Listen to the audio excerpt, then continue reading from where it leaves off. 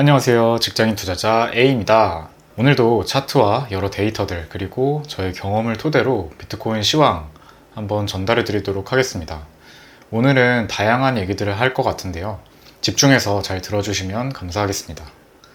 먼저 비트코인 같은 경우에는 오늘의 큰 하락으로 34,000불 때까지 하락을 했죠.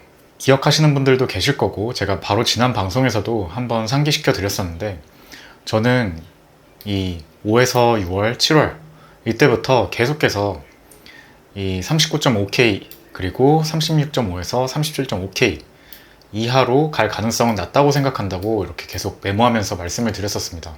이것은 대세 상승장이 펼쳐진다면 이 가격 이하로 갈 가능성은 낮다고 생각한다.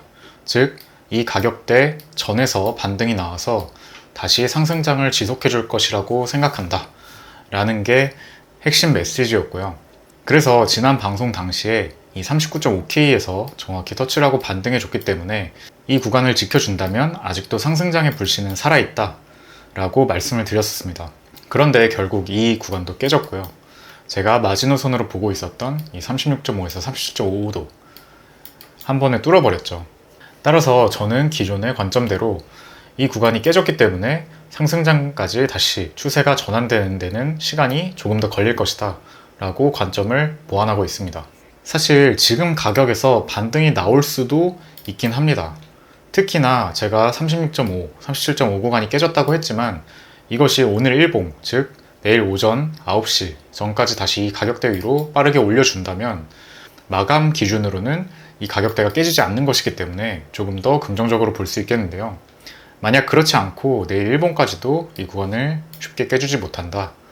아직 이 가격대 아래에 있다 라고 한다면 여전히 조금 더 추세 전환까지는 시간이 걸릴 수 있겠다 라고 생각을 하고 시장을 지켜볼 계획이고, 그렇다면 다음 반등 포인트는 제 생각에는 아마도 이 32에서 29K 사이, 즉 지난 5에서 7월에 저점이 되었던 이 구간까지도 내릴 수 있는 가격대라고 생각은 합니다.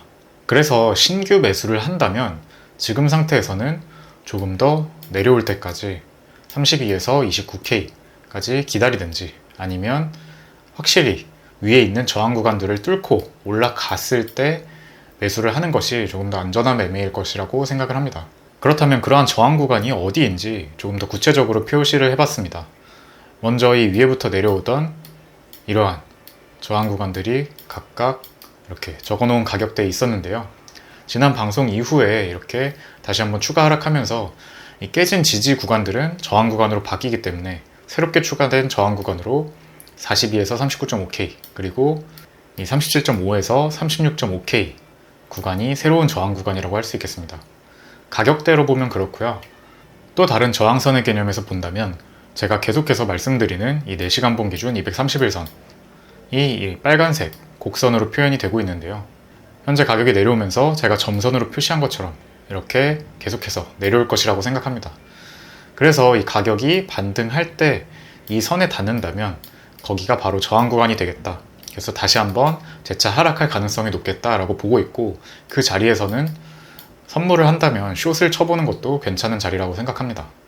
이렇게 비트코인이 계속해서 지지 구간을 깨고 내려올수록 그 지지 구간들이 다 저항 구간으로 바뀌기 때문에 그만큼 뚫어야 될 저항 구간들이 점점 더 많아지는 상황이다 라고 볼 수 있겠고, 그래서 더더욱 안전한 매매를 지향하신다면 섣불리 바닥을 잡으려고 하는 것이 아니라 이러한 저항 구간들이 하나라도 깨졌을 때 그때 추이를 보고 매수를 하는 것이 조금 더 보수적이고 끝없이 하락하고 있는 상황에서 조금 더 안전하게 매매할 수 있는 방법이라고 생각합니다. 자, 드디어 비트코인 투자자들 사이에서 시즌 종료 이야기가 나오고 있는데요. 그래서 오늘은 시즌 종료에 대한 간단한 숫자들, 여러분들께서 기억하셨으면 하는 숫자들을 좀 짚고 넘어가려고 합니다. 일단 첫 번째로 말씀드리고 싶은 건 80% 하락입니다. 이게 무슨 말이냐면요. 역사적으로 이렇게 2010년대 초반부터 비트코인 차트를 쭉 보면 제가 중요했던 하락장들의 고점 대비 하락률을 이렇게 다 표현을 해봤습니다. 그런데 여기서 우리가 알 수 있는 것은 첫 번째, 시즌 종료라고 한다면 비트코인은 대략 고점 대비 약 80% 정도 하락을 한다는 것입니다. 자, 2012년으로 거슬러 올라가서 이때도 고점 대비 80% 하락했고요. 또 2013년에도 고점 대비 82.51% 하락했습니다. 또 2014년에도 고점 대비 86% 정도 하락을 했고요. 또 2018년 대하락장에서도 결국 84% 정도 하락을 했습니다. 조금 더 최근으로 와보면 이렇게 2019년에서 2020년에도 고점 대비 약 72% 정도 하락을 했었죠. 그렇다면 만약 지금이 정말로 시즌 종료라면 비트코인 가격은 어디까지 빠질 수 있을까? 이렇게 과거 사례를 통해서 생각을 해본다면 고점 대비 80% 하락한 구간은 정확히는 약 13,000~14,000불 정도가 되겠네요. 사람들마다 시즌 종료의 의미를 굉장히 다 다르게 말하는 것 같습니다. 비트코인이 영영 없어지는 휴지 조각이 되어버리는 것을 시즌 종료라고 말하는 사람도 있고, 꽤 긴 기간, 약 1년에서 2년간 하락장을 겪는 것도 시즌 종료라고 말하는 사람도 있고요. 저도 그러한 장기적인 하락장을 시즌 종료라고 보고 있었는데, 이러한 숫자를 봤을 때는 또 한 가지 기준을 추가할 수 있을 것 같습니다. 즉 비트코인이 고점 대비 약 80% 정도 하락하는 것을 시즌 종료라고 말할 수 있겠죠. 또 한 가지 숫자를 살펴보면 비트코인 같은 경우에는 이렇게 장기적인 상승 추세에서는 약 35에서 40% 정도 조정을 많이 줬습니다. 여기서도 그랬고요.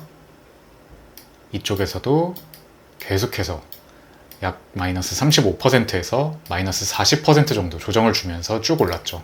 상승 트렌드가 굉장히 좋을 때의 사례라고 볼 수 있겠습니다. 그 다음으로 약 50%에서 60% 조정도 꾸준히 보여줬었고요. 이때도 69%, 그리고 54%, 또 56% 이런 조정들이 있었죠. 그렇다면 지금은 고점 대비 몇 퍼센트 하락했을까 봤을 때 약 51% 정도 하락을 했습니다. 자, 그러면 구독자분들께서 이런 걱정도 많이 하실 거예요. 이대로 쭉 내려가는 거 아닌가? 이대로 반등 없이 쭉 만불 때까지 내려가면 어떡할까? 2만 불 때까지 내려가면 어떻게 해야 하지? 라고 생각을 하실 텐데요. 물론 그럴 수도 있긴 있겠으나 역사적으로 봤을 때 그렇게 큰 하락을 주기 전에는 반드시 중간에 한 번씩 반등을 줬었습니다. 아까 제가 시즌 종료라고 말씀드렸던 약 80% 하락 구간들을 볼게요. 자, 예를 들어서 2013년에서 2015년까지 지속됐던 이 하락장, 끝내 마이너스 80%대 하락을 했는데, 그렇다면 이렇게 고점에서부터 쭉 내려가기만 했느냐? 아닙니다. 이렇게 중간에 66.672% 정도 하락을 했다가 한번 반등을 줬었죠. 그 이전에도 이미 반등을 이만큼이나 줬었습니다. 마찬가지로 우리가 기억하는 2017년 말에서 2018년 하락장도 쭉 내려가기만 한 것이 아니라 내려가다가 한번 반등을 줬고, 내려가다가 반등을 줬고, 중간중간에 이렇게 반등을 주면서 내려갔죠. 아까 살펴봤던 2011년 사례도 마찬가지입니다. 내려가는 중에 이렇게 크게 반등을 줬고요. 여기 시간이 짧아서 잘 보이진 않지만 2013년 사례에서도 이렇게 80% 정도 내려가는 와중에 한 번씩 이렇게 큰 반등을 줬었습니다. 이 2019년도 마찬가지였죠. 72% 내려가는 사이에 이렇게 54% 정도 하락을 했다가 다시 하락분의 절반 정도 상승을 해줬습니다. 그래서 제가 드리고 싶은 말씀은 뭐냐면요. 지금 이렇게 큰 반등 없이 계속 내려오기만 했지만 이것이 설사 비트코인의 시즌 종료로 이어지더라도 그 전에 어느 정도 탈출할 수 있는 반등은 줄 것이라는 점입니다. 자, 몇 가지 눈에 띄었던 온체인 데이터들도 좀 보고 갈게요. 먼저 이 레버리지 비율입니다. 시장 참여자들이 얼마나 고배율의 레버리지를 쓰고 있냐 하는 지표고요. 최근에 역대급으로 역사상 최대 수준으로 이렇게 레버리지 비율이 치솟았었죠. 그런데 이 레버리지 비율이 오늘의 이 하락과 함께 드디어 약간 하락 쪽으로 방향을 틀기 시작했습니다. 보통 이렇게 레버리지 비율이 치솟을 때는 추세의 변곡점이 되는 경우가 많습니다. 현재는 계속해서 하락 추세인 가운데 레버리지 비율이 치솟고 있었기 때문에 이것이 이렇게 추세 반전을 해준다는 건 가격 또한 추세 반전이 될 가능성을 조금 높이는 것이라고 볼 수 있다고 생각을 하고 있고요. 파생상품 관련해서도 이 미결자 역정을 보면 드디어 이렇게 완연한 하락세로 돌아섰죠. 아까 레버리지 비율과 마찬가지로 미결자 역정도 이러한 포지션이 커지면 커질수록 그만큼 청산시킬 물량도 많아지고 가격 변동에 굉장히 크게 시장 참여자들이 흔들릴 수 있기 때문에 변곡점에서 극대화되는 시장의 불안 리스크 요인으로 작용을 합니다. 이 5월에서 7월에 가격이 떨어질 때 미결자 약정이 오른 것이 특이한 경우였고, 대부분은 이렇게 가격과 함께 미결자 약정도 움직이죠. 보통은 이 미결자 약정의 규모가 커지면 이렇게 시장이 하락하는 요인으로 작용하게 하기 때문에 다소 신경이 쓰이는 부분이었는데 이 부분 또한 리스크가 해소되고 있습니다. 펀딩 비율도 다시 음수로 돌아서고 있고요. 롱 포지션 청산도 이렇게 굉장히 큰 규모로 일어나고 있습니다. 지난 5에서 7월 규모에 버금가는 수준이죠. 자, 오늘은 처음으로 이 스테이블 코인에 관련된 온체인 데이터를 좀 가져와 봤는데요. 지금 보시는 것은 거래소로 흘러 들어온, 거래소로 유입된 스테이블 코인의 이동 평균선입니다. 특정 날짜에 거래소로 이전보다 굉장히 많은 양의 스테이블 코인이 유입이 됐으면 이 지표가 치솟는 건데요. 지금 여기에는 코인 가격 차트가 같이 제공이 안 돼서 조금 불편하긴 하지만 제가 비트코인 가격 차트와 날짜를 대조해 본 결과 이렇게 스테이블 코인의 유입량이 이렇게 치솟았을 때는 대부분 그 뒤에 단기적이든 장기적이든 상승 추세가 시작됐습니다. 스테이블 코인은 여러분이 흔히 아시는 테더 같은 건데요. 한마디로 코인을 사기 위한 돈을 거래소로 입금한 것이라고 보시면 됩니다. 이렇게 치솟을 정도면 고래들이 큰 돈을 거래소로 유입시켰다는 것을 짐작할 수 있겠죠. 그래서 보통 가격이 이렇게 하락하는 와중에 또는 크게 하락했을 때 이러한 스테이블 코인 유입량이 늘어나고요. 그 뒤에는 이렇게 유입된 돈으로 상승이 시작될 수 있는 가능성이 높아지는 것이죠. 실제로도 이러한 사례들로 봤을 때 그러했었고요. 제일 최근에 치솟았던 이 날짜를 보면 21년 12월 8일에서 9일경인데요. 바로 비트코인 가격이 크게 하락하고 난 다음 바로 이 시점이었습니다. 실제로도 이때 미국 고래들이 상당한 물량을 매수했던 것을 우리가 온체인 데이터를 통해서 이미 볼 수 있었었죠.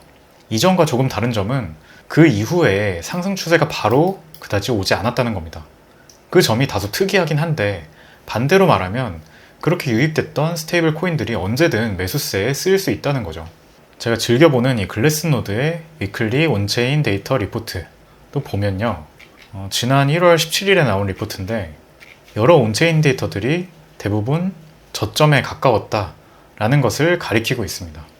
시간이 되시면 직접 웹사이트에 들어가셔서 읽어보시는 것도 추천드리고요. 이러한 지표들의 의미가 정확히 뭔지 이해하지 못하더라도 여기 우리는 이렇게 비트코인 가격과의 상관관계를 볼 수 있죠.